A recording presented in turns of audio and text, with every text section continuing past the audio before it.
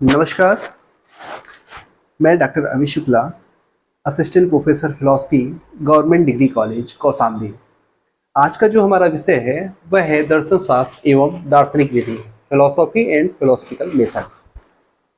इस विषय वस्तु को समझने के लिए हमें उन मान्यताओं पर विचार करना पड़ेगा जो दर्शन शास्त्र के बारे में है। दो प्रमुख मान्यताएं हैं जिसके बारे में मैं आपको बता देता हूँ।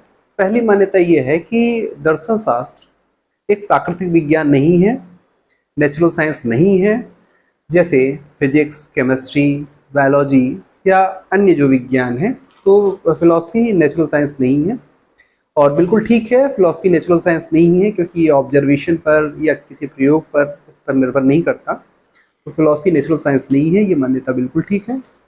दूसरी इसी से संबंधित एक मान्यता है कि चूंकि प्राकृतिक विज्ञान हमारे व्यवहारिक जीवन के लिए उपयोगी होते हैं और दर्शन शास्त्र प्राकृतिक विज्ञान नहीं है, इसलिए दर्शन शास्त्र हमारे दैनिक जीवन के लिए, व्यवहारिक जीवन के लिए उपयोगी नहीं है। तो इनके संदर्भ में ये प्रश्न उठता है कि क्या यह सही है कि दर्शन शास्त्र हमारे व्यवहारिक जीवन के लिए उपयोगी नहीं है। इसी के संदर्भ में आज हम अपनी विषय वस्तु को समझने का प्रयास करेंगे कि दर्शन शास्त्र एवं उसकी विधि क्या है और ये कैसे हमारे जीवन के लिए उपयोगी है अथवा नहीं।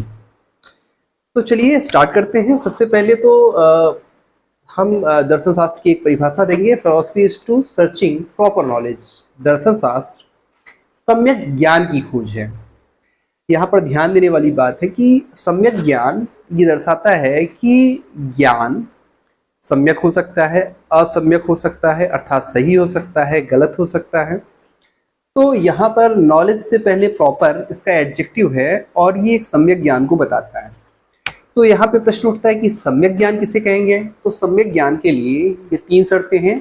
एक तो प्रॉपर नॉलेज जो है, तो उससे प्रॉपर ये कहता है कि proper means true, practical and non contradictory, अर्थात जो ज्ञान है वो सत्य है, व्यवहारिक है और विरोधाभास से रहित है।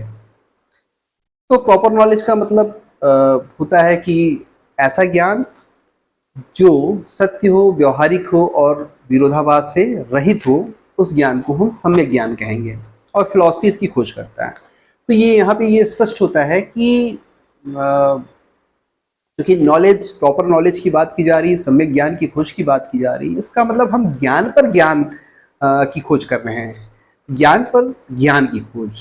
तो इसका मतलब ये होता है कि ज्ञान जो है, नॉलेज है, यहाँ पर एक वैचारिक प्रक्रिया के रूप में बढ़ता है और इसीलिए फिलॉसफी किसी ऑब्जर्वेशन या प्रेक्षण पर निर्भर न होकर चिंतन पर निर्भर है। तो यहाँ पर हम ये देखेंगे कि फिलॉसफी जो अल्टीमेट रियलिटी या प्रॉपर नॉलेज इसकी बात करता है, तो वो कैसे प्रॉपर नॉलेज को कैसे गेन करता है, उसकी क्या विधि है।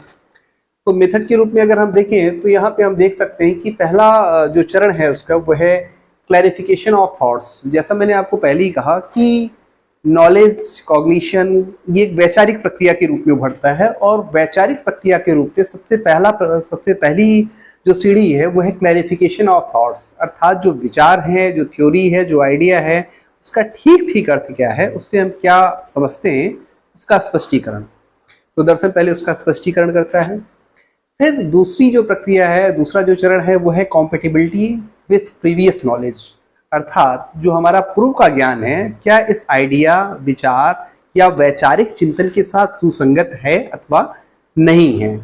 तो हम इसको देखते हैं। फिर जो तीसरा चरण है फिलोसफिकल मेथड का वो है लॉजिकल एक्सेप्टेंस, अर्थात जिस विचार प्रक्रिया को हम देख रहे हैं, जिस सब्जेक्ट मैटर को हम देख रहे हैं, क्या वो तार्किक रूप से सुसंगत है, तार्किक रूप से स्वीकार्य योग्य है अथवा नहीं है। तो लॉजिकल एक्सेप्टेंस इसका तीसरा चरण है। फिर इसी के संदर्भ में जो चौथा चरण आता है वो कोऑर्डिनेशन विथ कंक्लूजन, अर्थात जिस विचार प्रक्रिया को हमने देखा है उस विचार प्रक्रिया का स्पष्टीकरण करने के बाद उसकी सुसंगतता अन्य सिद्धांतों, अन्य विचारों के साथ देखकर और तार्किक युक्ति संगतता को देखने के बाद हम एक निष्कर्ष देते हैं जो एक समन्वित निष्कर्ष होता है, जो कोऑर्डिनेट कंक्लूजन होता है उस सब्जेक्ट मैटर, उस कंटेंट के बारे में, उस विषय वस्तु के बारे में। तो ये इसका मेथड है। तो यहाँ पे ये स्पष्ट होता है कि दर्शन शास्त्र नेचुरल साइंस नहीं है, क्योंकि प्रेक्षण पर अर्थात ऑब्जर्वेशन पर इस पर ये निर्भर नहीं करता। ठीक है, ये शुद्ध वैचारिक प्रक्रिया होती है, इसलिए ये नेचुरल साइंस नहीं है। बिल्कुल सही बात है। लेकिन अब अगर हम देखें तो हम देख सकते हैं कि proper knowledge means true practical and non contradictory knowledge. तो इसका मतलब ये होता है कि प्रॉपर नॉलेज का मतलब ही है कि वो व्यवहारिक हो। दर्शन शास्त्र इसी चीज को देखना चाहते हैं कि वो व्यवहारिक हो। तो हम ये नहीं कह सकते कि दर्शन शास्त्र व्यवहारिक जीवन के लिए उपयोगी नहीं है। इससे ये स्पष्ट होता है कि दर्शन शास्त्र व्यवहारिक जीवन के लिए उपयोगी है। एक एग्जाम्पल ले लेते हैं।